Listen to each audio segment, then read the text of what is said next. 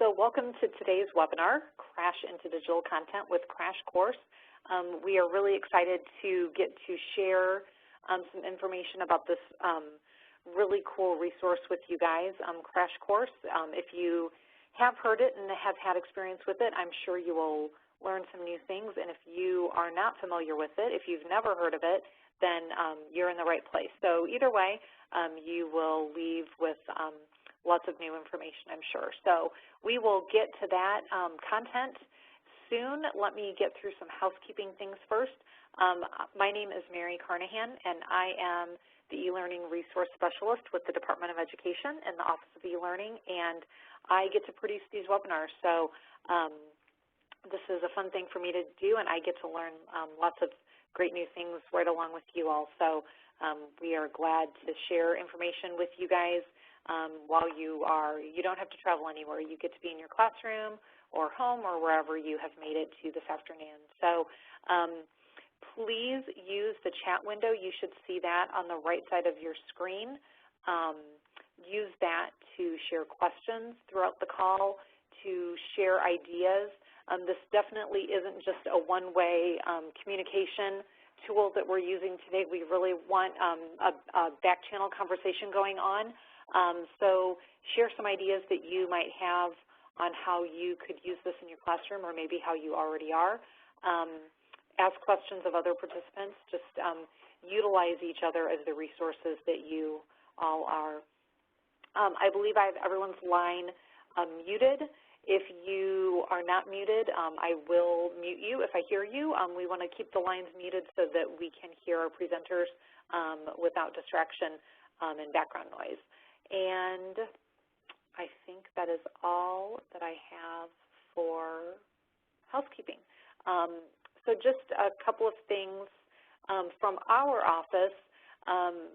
You know, we love that we get to provide you all with professional development, and we have several different things that we do. We do these webinars, so just watch for more webinars coming. We're working on scheduling one more for May before we take a little break for the summer, and then hopefully we'll have some announcements in May about webinars for August and September after y'all get back to school, so watch for that. But in the meantime, some things to think about. Our eLearning book club, we just finished up a book club, but we will be getting started with another one at the end of July. That will be leading up to Digital Citizenship Week, which will be in September. We're going to be reading Digital Citizenship, a community-based approach by Susan Bearden. We will also be giving away some copies of that book at Summer of eLearning conferences, so watch for opportunities to pick up a free copy, and which then leads me to Summer of eLearning, which begins June 6th. We will have, I believe, 25 conferences at various locations around the state in the months of June and July. Look for information on those and on our website. I will also post the link in the chat in just a little bit, but there should be a great conference pretty close to all of you. That's why we do those, to get great professional development, great national presenters close to home and inexpensively. All of those conferences are either free or very inexpensive. So please look for those opportunities near your homes. Last but not least, just right on this page, thanks Molly for posting that. Last but not least, here I just wanted to remind you all to be utilizing the Twitter, the eLearn Twitter hashtag daily. That's a great way to connect with other educators in Indiana, but also nationwide. There are people who have picked up on that hashtag, just knowing that there is just a wealth of knowledge behind that, just great people utilizing that hashtag. So use that, ask questions, share resources, just daily, throw that out there and use it. And our Twitter chats Thursday nights at 9 p.m. Eastern, 8 Central. This week's topic is learning from others. And I think we will move on to Molly. I'm going to turn things over right now to Molly Yoel. And Molly Yoel is a teacher with Danville Schools, but she also works with our team as the digital content coordinator. So she is really spearheading this content, digital content curation and the work that we've been doing in the state. So I'm going to turn things over to her for a little bit to talk about just what's going on in Indiana as far as digital content goes, and then she'll turn things over to our crash course friends. Well, thank you, Mary. Can you guys hear me okay? Yep, I can hear you. Thanks, Molly. Great. Okay. Well, thank you for that housekeeping information, and hopefully everybody will take advantage of some of the great professional development that our team is offering this summer. As Mary said, I kind of spearhead the digital content curation that's been going on across the state. And if you're interested in hearing more about our history, I went ahead and put in the chat bar the page to our recently updated digital content curation page, and it kind of talks about how we got started, really heavy lifting about 3 school years ago, and kind of how far we've come and kind of how we've evolved, I guess, throughout the process, starting with schools across the state curating content and all sorts of teachers, K-12 and various content areas, to kind of where we are now with a group of, we call them our rock stars of curation. We have a cohort of teachers, made about 50 or so teachers, K-12, that are primarily ELA, science, social studies, and math teachers.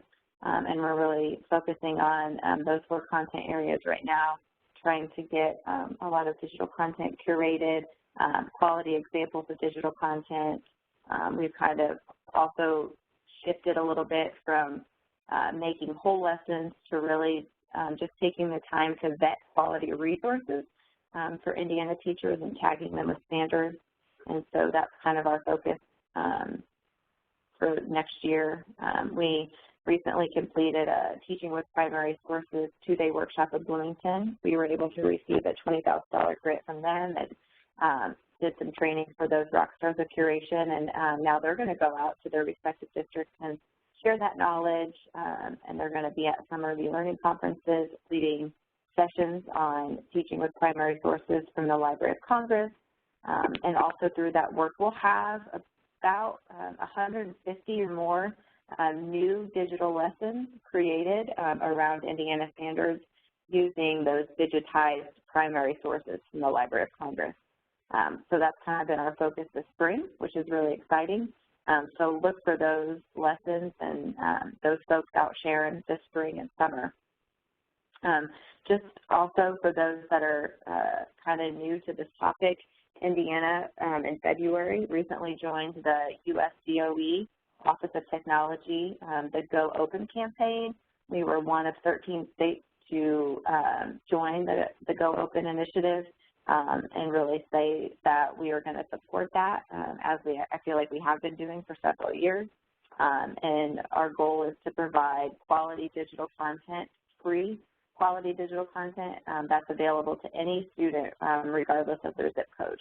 And so all the work that we do with these rock stars of curation is to curate digital lessons and to vet resources that are quality and largely free so that anyone can access it despite kind of the budget restraints of their respective districts.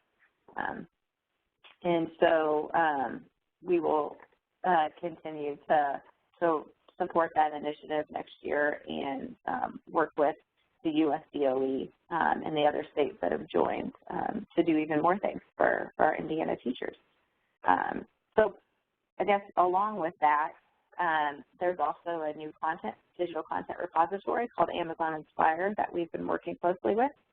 Just kind of an FYI, something to look forward to in the future. It is not intended to replace any district LMS system or SMS.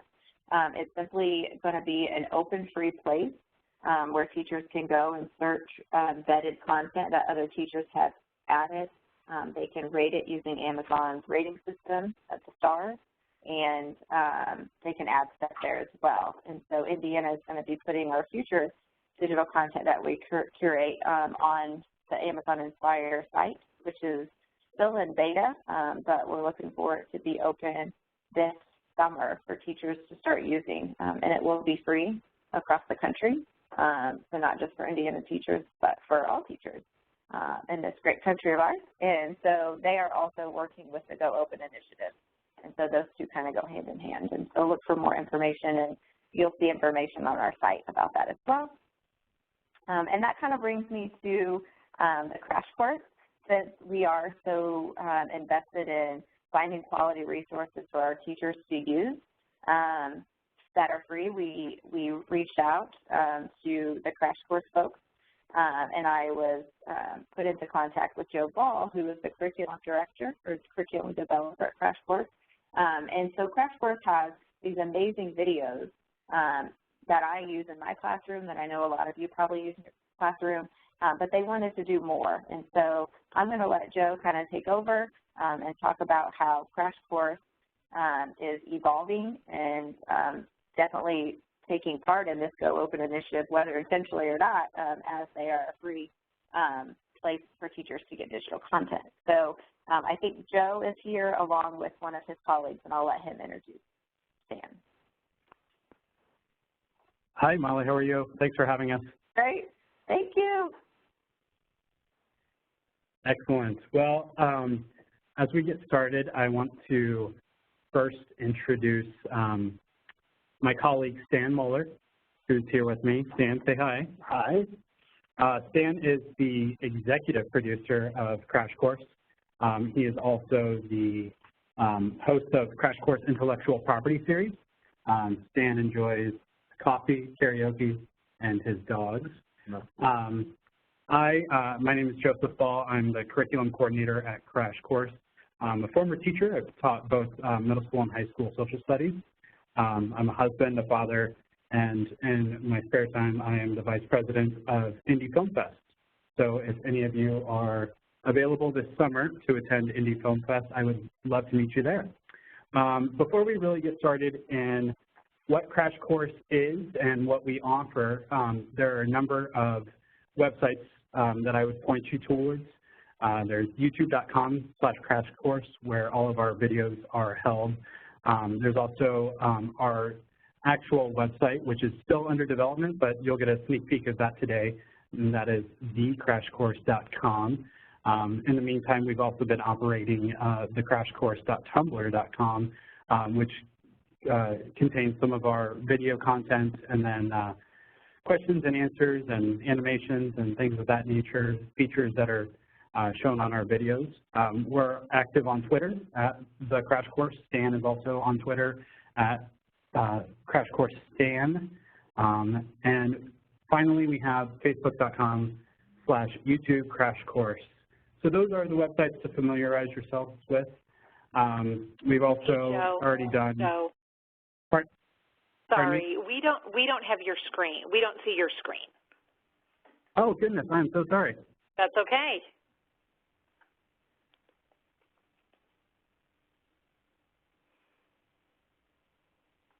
Give me just a second. I thought I had it up. That's okay. Technology is great when it works.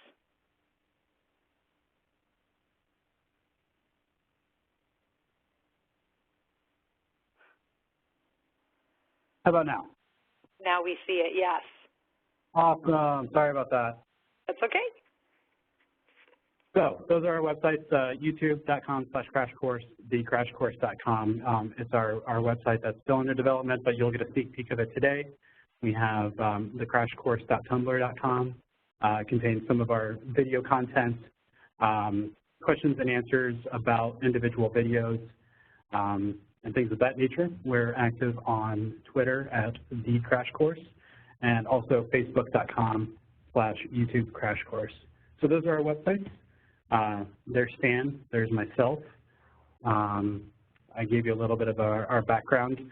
Stan is, once again, the executive producer of Crash Course. He's been with the company since 2012.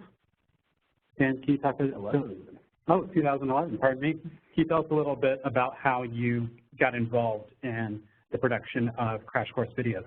I initially responded to a ad for a video editor.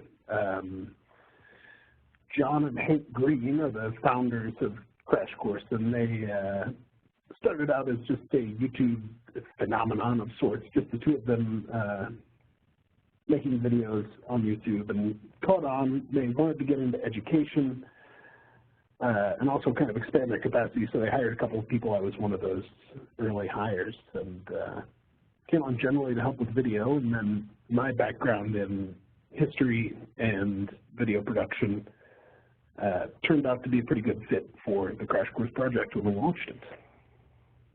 Excellent. Thank you, Stan. So let's get into what Crash Course is, what we do, and then we'll talk about how it's produced, and then we'll dive into some of our future for Crash Course. So first of all, Crash Course.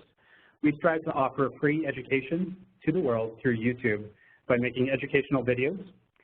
Those videos are based on advanced placement curriculum targeted to any sort of learner. So while the advanced placement curriculum is for high school students, we want anyone to be able to enjoy our videos. So it's targeted to learners of all ages. So regardless of what you want to learn, if you learned it in high school and want to learn it again, as I often want to learn content that I've once learned and forgotten, you can log on to youtube.com/crashcourse and basically learn anything. We launched in 2012 to engage viewers in having the most fun you can learning. We now have 4 million subscribers, over 334 million views on 500 different videos that cover 20 different subjects. Crash Course has successfully engaged learners around the globe.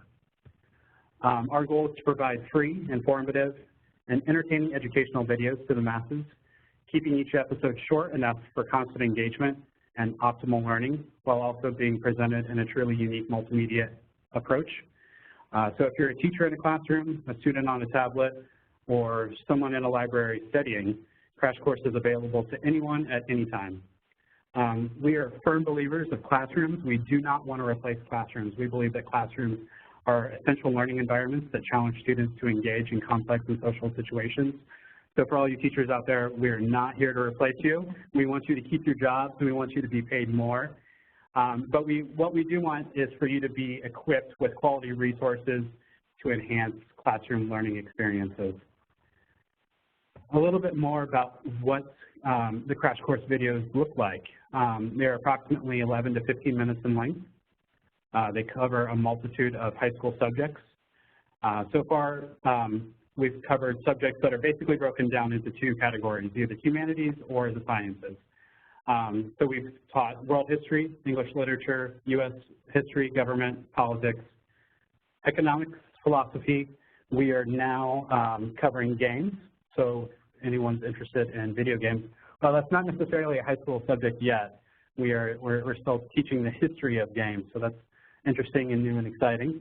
On the science side, we teach biology, ecology, chemistry, psychology, anatomy and physiology, astronomy, and physics. Physics is our new course that we just launched about a month ago. So that's new and exciting. There's also Crash Course Kids Science. Stan is the host of Crash Course Intellectual Property. And then we have a number of new series that we are preparing for now that will launch throughout the remainder of the year. Stan, can you give us a little teaser of what we can expect? Yeah, we're currently working on human geography, which is sort of a cultural geography course. It's one of the faster growing AP series, or AP courses, and we decided that would be one of our next series. The science side is launching something else. What is it? Oh boy, I just started it. We'll get back to that. Yeah. We've also got another course of literature coming over the summer. The games, usually on the Indianapolis side of things, we try to do a shorter course during the summer that is not quite as in line with the standard curriculum, like the games or literature. We do an installment of each summer, even though I know there's standard curriculum. That we do 8 or 10 episodes during the summertime usually. But yeah, what did we map everything out through 2020 or 2020? Yeah, so get ready. You have 4 more years of, five more years of us, basically. 4 more years. So hopefully more than that. Yes, we hope to continue to grow this machine. So a little bit about who the Green brothers are, the geniuses behind Crash Course. John and Hank Green again, are brothers. First, John is a best-selling author of books like Looking for Alaska, An Abundance of Catherines, Paper Towns, and probably most famously, The Fault in Our Stars. He's won a number of awards, and he, along with Hank, are co-founders of VidCon and the Project for Awesome. John is the host of our Humanities series. Hank is an entrepreneur, musician, inventor, again, co-founder of VidCon and Project for Awesome. Hank also hosts SciShow, which is also produced by our company, and the Crash Course Science Subjects. Dan, can you tell us a little bit about how all of this came to be? Well, John and Hank, as I mentioned briefly earlier, they had a YouTube project called Brotherhood 2.0, in which they stopped having telephone calls or emails for a year. They would only communicate through these YouTube vlogs, and it sort of struggled along for a while, and I believe it was a song about the last Harry Potter book coming out that Hank wrote that was their first breakout hit, and they became popular with initially Harry Potter fans, weirdly enough. But it sort of speaks to what they were doing was kind of a celebration of being a nerd, of being curious about things and intellectual curiosity and wanting to learn and just getting excited about smart stuff, basically. And it attracted a really interesting audience, really smart kids who were interested in knowing stuff. And that kind of naturally led to wanting to make educational materials. So YouTube did a education week in 2011 and encouraged John and Hank to participate. The audience loved it. And when YouTube funded original content in 2012, they asked John and Hank if there was anything they wanted to do. They came up with the idea of Crash Course, and this was about the time I started working for them. So, yeah, we developed the show and started with world history and biology. Excellent. So, how Crash Course works. The majority of production takes place between Missoula, Montana, and Indianapolis, Indiana. So there's the Indiana connection for you. And simply those two cities because that's where the brothers happen to live. Hank and his team are in Missoula. John, his family, and Stan and I are all here in Indianapolis. Team Missoula generally produces the science courses along with SciShow and a number of other things. Here in Indianapolis, we tend to handle the majority of humanities courses, and then there are production spots here and there throughout the country. We sometimes shoot in LA. Where else? We've been to LA to shoot one of our shows, not related to Crash Course, but the Art Assignment. They travel all over the country, and even the world. I think they have a European trip planned. But yeah, we get around. But yeah, the bulk of it is Montana and Indiana. So do we want to get into? So outside of the Green Brothers and the humanities and science courses, we also have a number of additional hosts. Like I said, Stan is the host of Intellectual Property. And who else do we have on our team? We employ an interesting variety of hosts. And part of what the original concept of Crash Course was about was that John and Hank weren't experts in their subject matter. We hire experts to write the videos, but part of the idea is that the host is kind of learning along with you and being surprised and amazed at the things we learn just as much as the audience. So to that end, that we do occasionally hire experts, we've got an interesting mix of other YouTube personalities and educators and professional journalists and even bloggers that have helped us host. Craig Benzine is Wheezy Waiter on YouTube. He's generally been known for entertainment stuff, but he's long been our friend, and he's great on camera, and he turned out to be a really ideal host for a government and politics series. Jacob Clifford and Adrian Hill were the hosts for our econ series. Jacob is an econ teacher and YouTuber from San Diego, California. Adrienne, you may know her from Marketplace. She's a reporter for the popular public radio program. Andre Meadows is also a YouTuber who he's hosting our Crash Course Games series. He does a lot about gaming in his videos on YouTube and seems like an excellent fit between his humor and his expertise in the area. Shini Samara is our physics host, and she has done a lot of TV work for the BBC, doing the science presentation. Sabrina Cruz is the Crash Course Kids host. She's a YouTuber and also a high school student in Montreal, Canada. That's right, Crash Course Kids was shot in Montreal. We work everywhere. And then Phil Plate, he's the bad astronomer on Slate. He used to work for NASA. He was the president of the Landy Foundation, the Skeptical Inquiry stuff. Anyway, he's a world-famous commenter on astronomy and space, and he taught our astronomy course.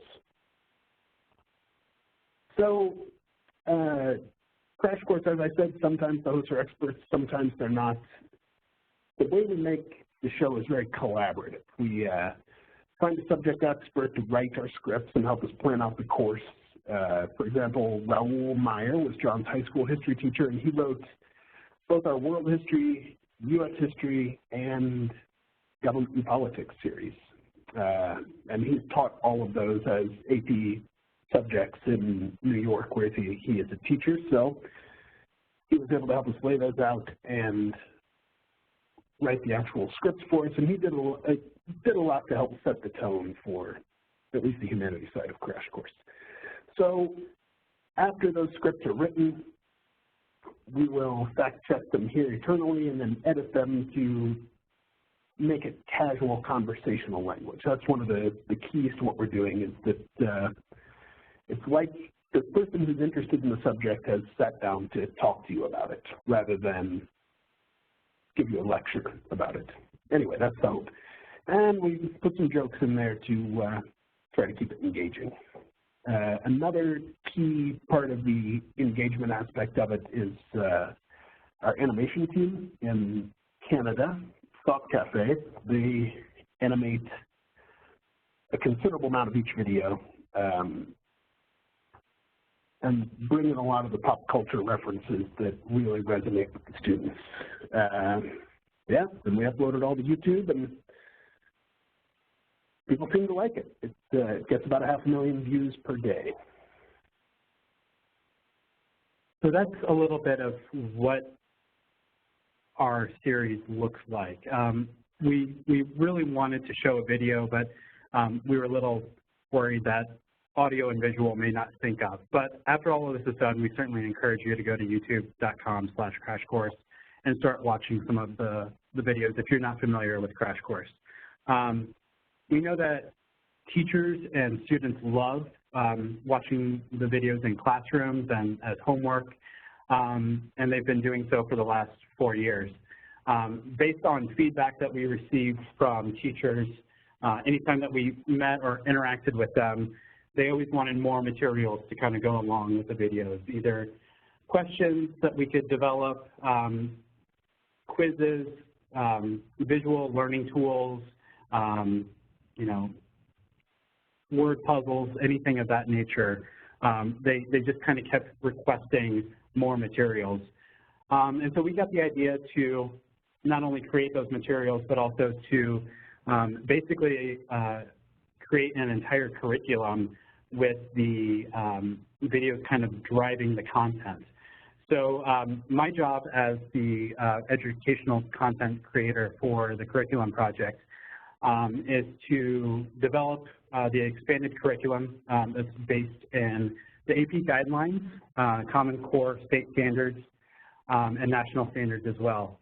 Our aim is to create free curriculum materials that support teachers and students around the world, built with classrooms in mind. These new resources will provide current, accurate, and frequently updated learning materials for teachers and learners. We want all of our materials to be downloadable and printable so that you can use them in your classrooms. We want you to be able to print off worksheets or quizzes or, study guides, anything, and we want that to be free. Combined with curricular materials and crash course videos, we hope to offer a diverse learning experience for all kinds of secondary learners. That's our initial goal. Our expanded goal down the line is to adapt these materials for middle school audiences and hopefully one day even elementary school audiences. So I know that there are a number of different types of teachers on the line, but we ultimately want to reach all of you in all of your classrooms. Like I indicated, our primary audience would be secondary teachers, but we also want to help homeschool educators as much as possible. A lot of the times they don't necessarily have access to textbooks, or the materials that they do use are outdated or are fairly expensive. So we want to help them save as much money as possible, and we also want to help public schools and private institutions to save as much money as possible so that they don't necessarily have to spend those dollars on textbooks. We, again, are going to use the AP course framework and align all of our lessons to state and national standards. All of this will be delivered on our website in PDF form. So, we want you to be able to print them off, as I've already indicated, but then eventually down the line, we want a fully integrated and interactive website that both teachers and students can use.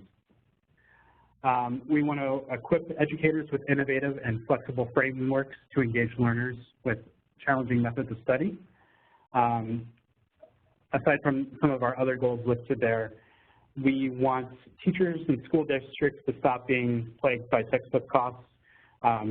We will consider the project a success if teachers can save both time and money in preparing for lessons.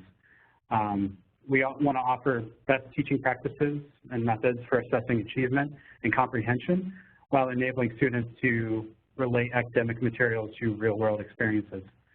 And hopefully also create lifelong learners. What we've done so far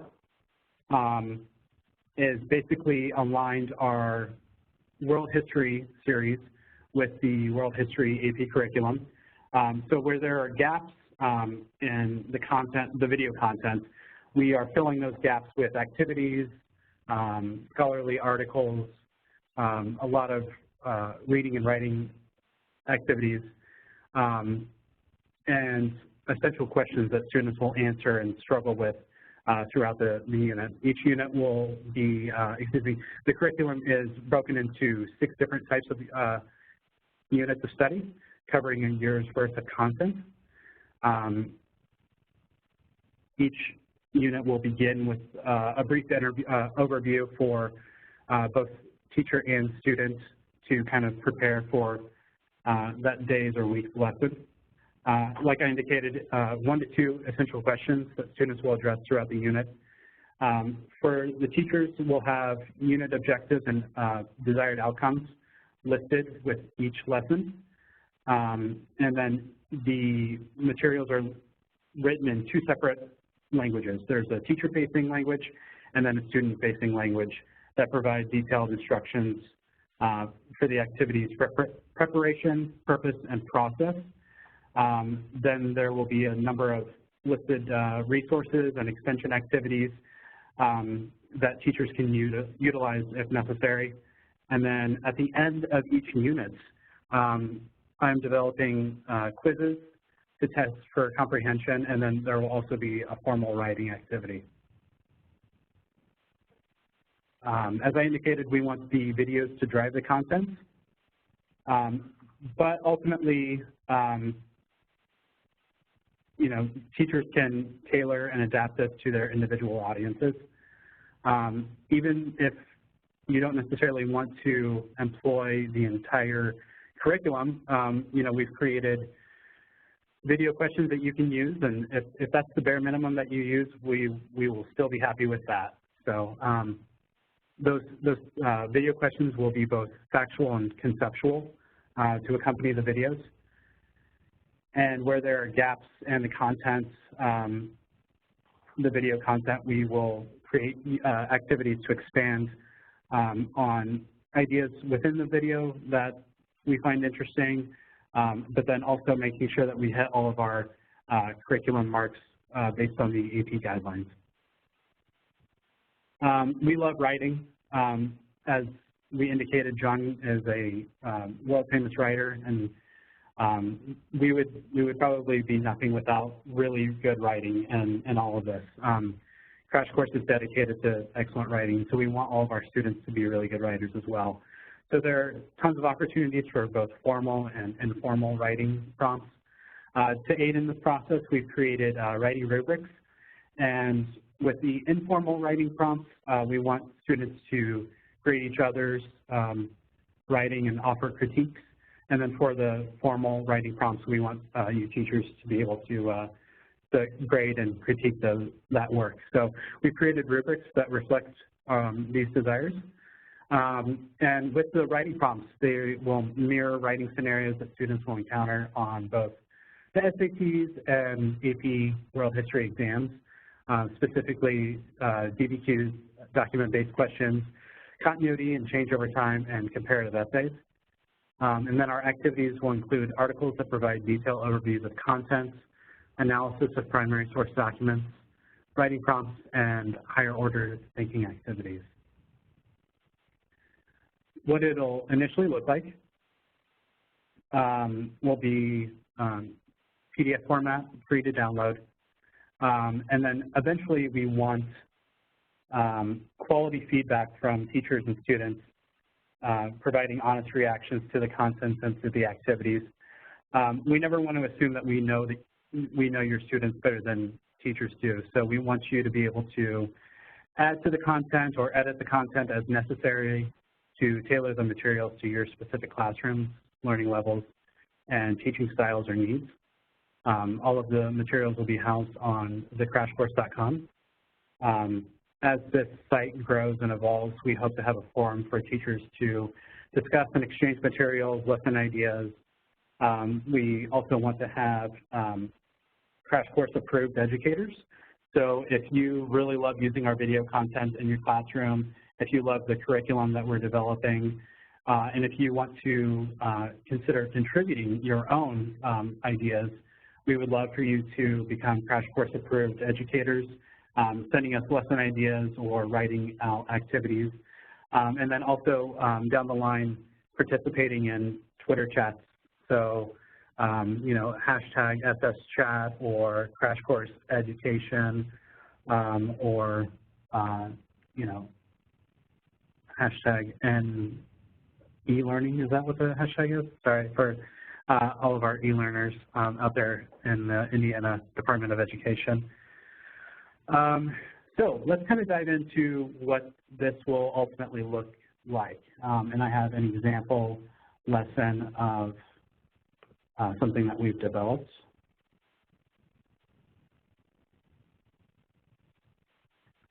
So here's an example section of a lesson. It's on the Mongols. We have, as I indicated, an overview. This is the teacher-facing side. We have desired outcomes that students should achieve throughout this section. We have an outline of the number of activities that they'll encounter throughout, and then each unit will have a number of vocabulary terms and people to know and things of that nature. So here's our first lesson. It is conveniently to watch Crash Course, the Mongols episode, which is World History number 17. And our idea for this is to have it as a flipped classroom model. So assign it for homework the night before. Students can go home and watch it, or at home if they can, or at the library, wherever they can access the internet. Watch the video just one time through, come back the next day into the classroom, and then you'll watch it again as a full class. We certainly encourage teachers to use the closed caption function on our videos. Both John and Hank speak quickly and cover a lot of material in a short amount of time. And so students can often get lost in the rapid talking. So feel free to pause and check for understanding. And then after you've watched it, maybe even once or twice in the classroom, have the students answer factual questions that accompany the video. We've provided those questions for you along with sample answers, and those are listed both here and on the next site, or excuse me, next slide. So for this particular activity, there are 8 factual questions that dive into the Mongols. So then we have what it would look like for the students. And essentially we want this just to look like a worksheet that you can print off. So this is what will accompany them as they watch the video, and then turn that in for credit. And then we have a number of additional activities. Like I mentioned, we have a number of writing activities. One is to mirror an activity that occurs in the videos, which is called an open letter. And for this particular activity, we're having students writing an open letter to Genghis Khan. The purpose of this is to capture students' initial thoughts and impressions of the Mongols. And then at the end of the lesson, we'll have them once again kind of write a reflection on their thoughts and impressions of the Mongols. So this is just kind of the initial, what teachers would see. On the next page, we'll have what the students will see. And then we'll have, as it's indicated here, and I'm sure that this is a little hard to see on the screen, and I apologize for that, but you'll be able to download some extension activities. We have some primary source documents that we have used that students and teachers can read and access. And then we will have a comparison chart worksheet for students to download and complete.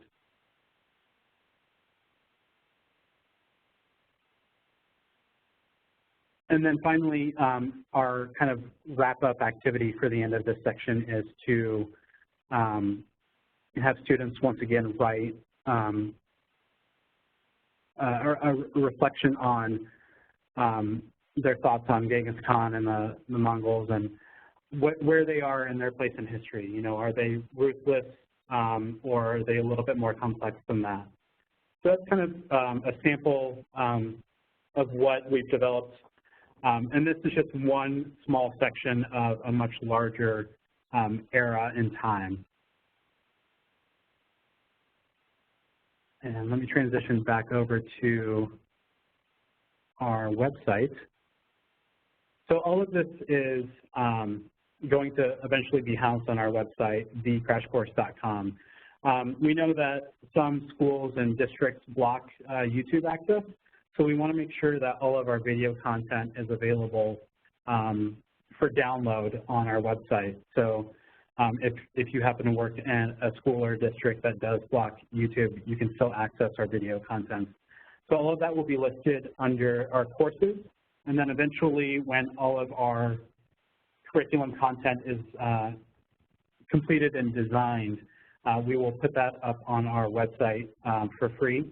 So you are more than welcome at that time to download it and start using it in your classrooms. Our goal is to have that up and ready by July or August at the very least, to have that up so that starting in the 2016-17 school year, you can serve as pilot educators in this. We will contact you or ask for your feedback so that we can kind of tweak things as needed, edit materials, change kind of the tone or outcomes, anything like that. We just kind of want constant feedback from our educators as we continue to develop this. So all of that curriculum material will be housed on our website. And then let's see, what's next? Kind of where we hope to go with this.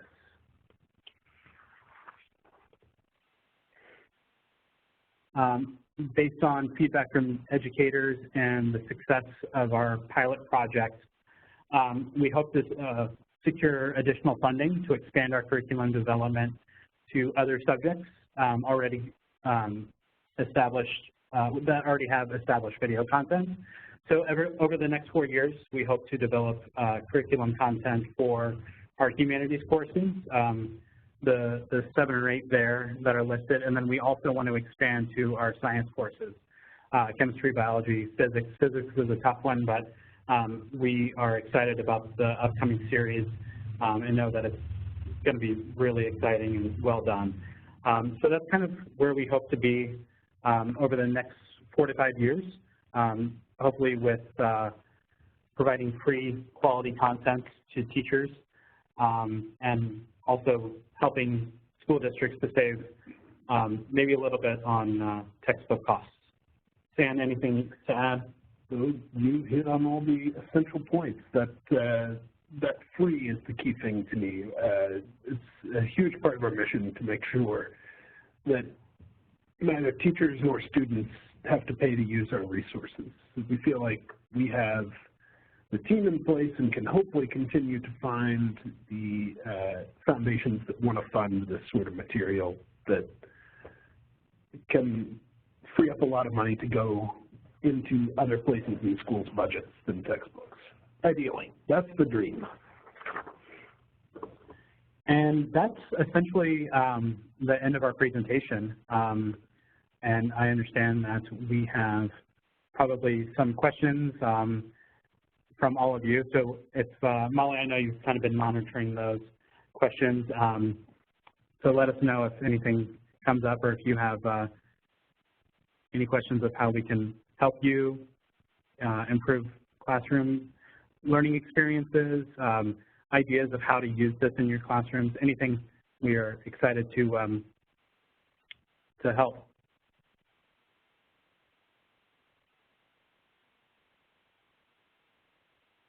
As of now, Joe, we don't have any questions yet in the chat box, so feel free to post them there, and we'll make sure we get those answered.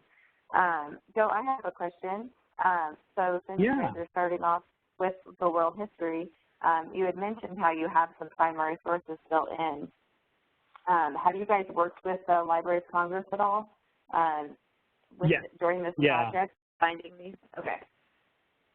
Yeah, we use the Library of Congress. That'll certainly be better once we get into the U.S. history curriculum. As far as world history curriculum is concerned, I predominantly love using Fordham World History Sourcebook, and there are a number of other resources out there that we use. Another great one is World History for Us All. And I can follow up with web addresses if you like. Okay. Yeah, that'd be great. Yeah, we like I said earlier, the introduction, our team received a grant from the Library of Congress, the TPS, Teaching with Primary Sources, and so we've had some Indiana teachers diving into the Library of Congress website and learning not only how to best find primary sources to use in the classroom, but they have some really neat analysis tools that teachers can use in their classrooms with the primary sources that really encourage students to do the thinking and ask the questions instead of the teacher just kind of saying, well, here's a political cartoon and this is what it means. Really encouraging teachers to flip it and have the students do that critical thinking. So I'm glad that you guys have sources built in.